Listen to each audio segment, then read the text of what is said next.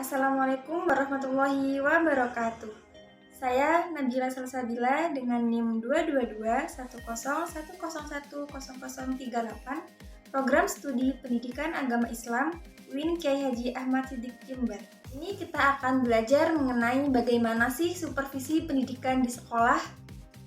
Supervisi secara etimologis berasal dari kata bahasa Inggris, yaitu gabungan dari super dan juga vision, yang maknanya yaitu adalah pengawasan.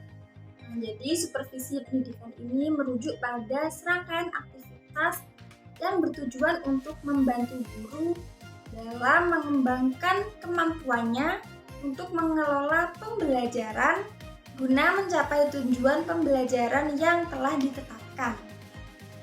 Selanjutnya, apa sih fungsi dari supervisi pendidikan itu sendiri? Yang pertama, yaitu mengatur dan juga menyelaraskan seluruh aktivitas sekolah.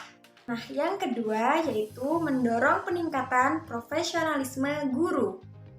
Yang ketiga yaitu memantau secara langsung pelaksanaan kegiatan belajar mengajar di kelas. Dan yang keempat yaitu mendorong munculnya ide-ide kreatif dari para guru. Dan yang kelima yaitu mengevaluasi dari pembelajaran yang dilakukan oleh masing-masing guru. Yang kelima yaitu menyatukan dan menyelaraskan tujuan sekolah dengan melibatkan kerjasama tim dari para pendidik. Selanjutnya, fungsi supervisi menurut E. Mulyasa sebagai berikut. A. Mengkoordinir semua usaha sekolah. Maksudnya, usaha sekolah ini terkoordinir atau teratur dengan baik. Jadi tidak amburadul seperti itu. Nah, selanjutnya yang B, memperluas pengalaman guru.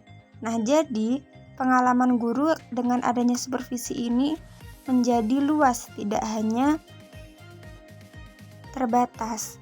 Maka dari itu supervisi itu menjadi salah satu fungsi untuk memperluas pengalaman guru tersebut.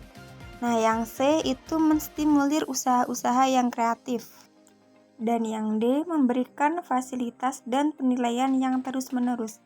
Jadi maksudnya di sini supervisi ini memberikan fasilitas untuk para guru ataupun para staf, dan juga ada penilaian yang terus-menerus atau berkelanjutan. Jadi tidak terputus atau berhenti.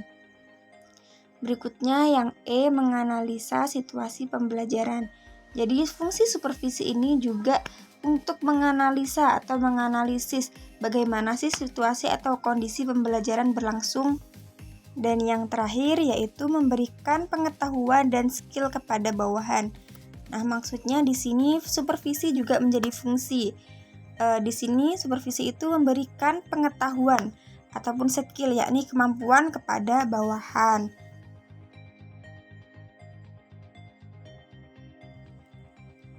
Selanjutnya, menurut Ngalim Purwanto, yang pertama memberikan dukungan yang jelas kepada guru dalam meraih sasaran pendidikan.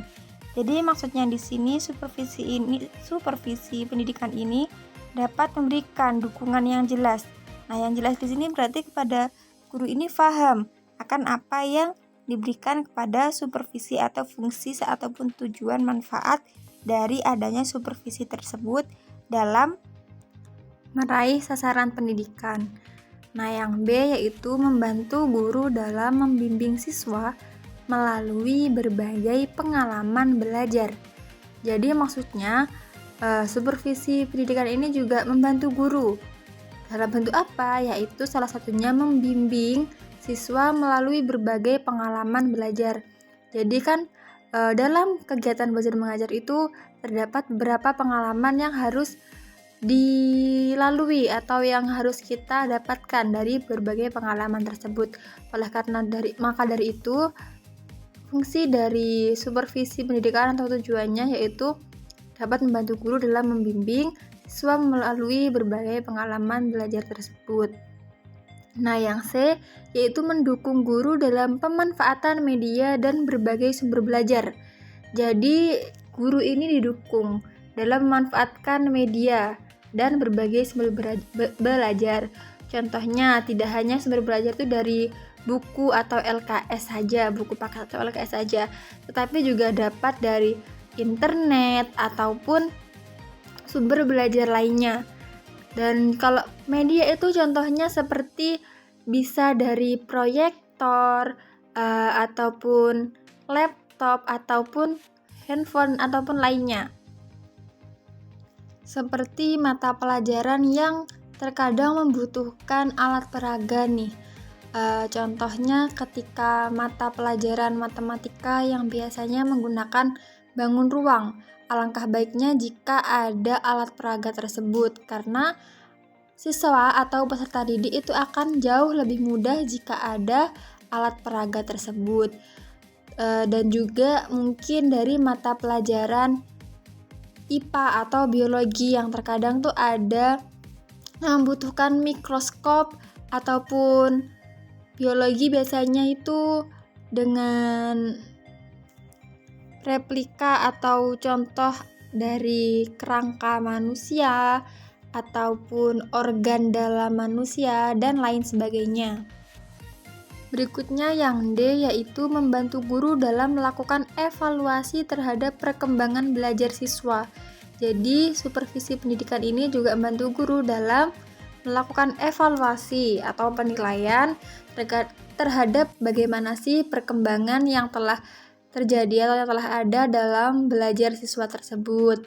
Selanjutnya yang E, yaitu membimbing guru-guru baru ya di sini maksudnya, agar merasa nyaman dan termotivasi dalam menjalankan tugasnya. Jadi guru-guru baru ini akan tetap semangat dan juga termotivasi serta nyaman dengan tugas-tugas yang telah dimiliki. Nah, yang terakhir yaitu mendukung guru agar dapat menjalankan tanggung jawab kelembagaan secara optimal. Maksudnya optimal di sini berarti tanggung jawab yang dimiliki oleh setiap guru itu dapat terlaksana dengan baik. Oleh karena itu, supervisi pendidikan ini dapat mendukung guru agar dapat menjalankan tanggung jawab masing-masing guru tersebut dengan optimal atau dengan terlaksananya tanggung jawab guru-guru tersebut dengan baik. Berikutnya kita akan membahas mengenai apa sih tujuan adanya supervisi pendidikan di sekolah itu. Yang pertama, yaitu mendukung guru dalam meraih tujuan pendidikan. Yang kedua, yaitu memberikan bantuan kepada guru dalam pemanfaatan media pembelajaran. Nah, yang selanjutnya yaitu membimbing guru dalam melakukan penilaian terhadap peserta didik di semua ranah, baik dari kognitif, terus juga afektif, serta psikomotorik. Nah, yang terakhir yaitu membantu para guru untuk melaksanakan tugas-tugas kelembagaan dengan maksimal. Nah, di sini gunanya yaitu agar meningkatkan mutu instansi atau sekolah tersebut agar menjadi lebih baik. Selanjutnya kita akan membahas mengenai apa aja sih prinsip dari supervisi pendidikan. Nah, yang pertama yaitu ada prinsip ilmiah atau scientific. Nah, jadi prinsip yang pertama yaitu prinsip ilmiah, yang dimana supervisi dilakukan dengan sistematis, terencana, dan juga berkelanjutan. Nah, artinya yaitu kegiatan supervisi harus dipersiapkan terlebih dahulu dan dilakukan berdasarkan data dan juga fakta yang diperoleh dari observasi langsung. Nah, yang kedua yaitu prinsip demokratis. Jadi, prinsip demokratis ini yaitu supervisi dilakukan dengan bermusyawarah. Jadi, ketika ada masalah atau hambatan yang muncul dapat diselesaikan dengan bersama-sama. Jadi, ketika mengambil keputusan kita harus bermusyawarah terlebih dahulu, tidak boleh mengambil keputusan secara sepihak. Ketiga yaitu prinsip kooperatif atau bekerja sama, yang dimana supervisi ini dilakukan dengan semangat saling berbagi ide dan juga pengalaman, lalu juga memberikan dukungan serta memotivasi guru agar tumbuh dan berkembang dengan bersama. Maksudnya di sini jadi supervisi ini dilakukan bersama-sama. Nah, prinsip selanjutnya yaitu prinsip konstruktif dan kreatif. Apa sih maksudnya? Nah, prinsip ini yaitu bertujuan untuk membina inisiatif guru dan mendorong keterlibatannya dalam menciptakan lingkungan yang aman, terus juga mendukung dan memungkinkan setiap individu mengembangkan potensi secara maksimal. Selanjutnya, apa aja sih gaya atau tipe-tipe supervisi pendidikan itu? Nah, yang pertama yaitu ada gaya otokratis. Nah, yang dimana pada pendekatan ini supervisor memposisikan diri sebagai pihak yang menetapkan semua kebijakan secara ketat, yakni mengawasi pelaksanaannya dengan dari guru dan juga staf. Nah, yang kedua yaitu ada gaya laissez-faire. Berbanding terbalik dengan gaya otokratis, nah, gaya ini ditandai dengan minimnya keterlibatan supervisor. Guru dan staf dibiarkan bekerja tanpa arahan beliau, karena mereka diberi kebebasan penuh dalam mengambil keputusan tanpa adanya bimbingan dari atasan. Nah, gaya selanjutnya yaitu ada gaya koersif atau paksaan. Nah, di sini dalam pendekatan ini supervisor memaksakan kebijakan atau metode tertentu kepada guru. Jadi dipaksa tanpa adanya musyawarah ataupun kerjasama yang dilibatkan antara dua pihak atau lebih. Jadi di sini supervisor itu memaksa guru dalam kebijakan tertentu atau metode tertentu, meskipun tidak sesuai dengan situasi di lapangan. Pendapat atau pertanyaan dari guru tidak diberi ruang, jadi sehingga supervisi cenderung bersifat otoriter dan juga menekan. Selanjutnya yaitu ada gaya training dan guidance. Gaya ini lebih menitik beratkan pada pemberian pelatihan dan arahan secara berkelanjutan kepada guru dan juga staf sekolah. Namun, kelemahan dari pendekatan ini adalah anggapan bahwa bawahan belum mampu berkembang secara mandiri tanpa pengawasan atau bimbingan dari atasannya. Nah, selanjutnya yaitu kita akan membahas bagaimana sih model-model penerapan supervisi pendidikan di sekolah ini. Nah, yang pertama yaitu ada model supervisi konvensional, yakni pendekatan tradisional yang dilakukan dalam pembinaan guru. Model ini umumnya bercirikan struktur yang otoriter dan juga bertingkat. Supervisor memiliki kontrol penuh dalam pengambilan keputusan dan pelaksanaan kebijakan. Sementara peran guru cenderung pasif dalam posisi hierarkis yang lebih rendah. Yang kedua yaitu ada model supervisi kolaboratif. Gimana sih? Nah, yaitu dengan supervisi ini dilakukan melalui kerjasama antar supervisor dan juga guru. Jadi supervisor ini mengajak kerjasama dengan guru atau para staf. Keduanya berperan aktif dalam menentukan kebutuhan pengembangan, merumuskan tujuan, terus juga menyusun program bersama yang mendukung peningkatan profesionalisme guru. Dan juga ada model artistik, yakni model ini muncul sebagai respon terhadap pendekatan ilmiah yang dianggap terlalu kaku.